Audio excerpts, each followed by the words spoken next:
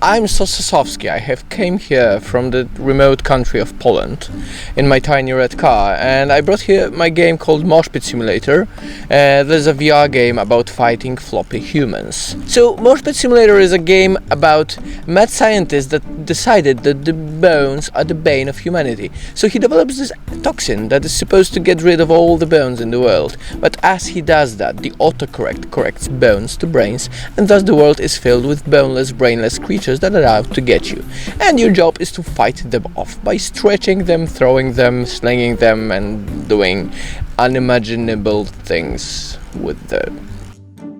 I started making this game. I went to GDC last year, that was 2016, and I got really excited. I was kind of skeptical of the whole VR fuss, but then I got really excited seeing my indie friends being really creative with new and innovative ideas for video games with that. So I was like, hey Vive, maybe you can send me one of those kits and I make one of my shitty games to support your hardware because you don't really have many games out there. And they're like, yeah, sure. And then I made a GIF, uploaded it to the internet. It was like all of this took me like an hour in Unity. I made a GIF and I uploaded it to internet and it got like 4 million views in the first 24 hours. And I was like, I should probably make that game.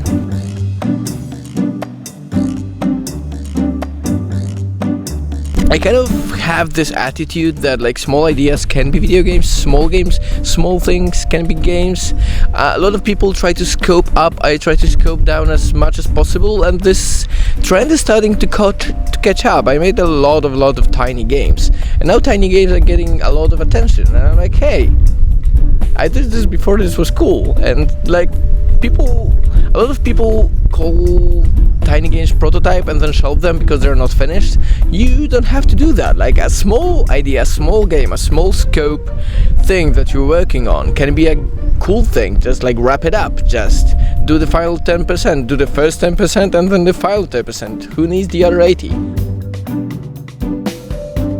Sometimes you have the weirdest ideas, and sometimes they're really fun, and sometimes they're really weird, and sometimes they're really small, and sometimes they're really big. But what you should do is you should like wrap them up together into video games, into things that people can enjoy. Into like, if you have a cool idea that like seems funny in your head, just check it out. If it's fun, not only in your head, if it's fun on the screen, if it's fun for somebody else, make it fun for everyone.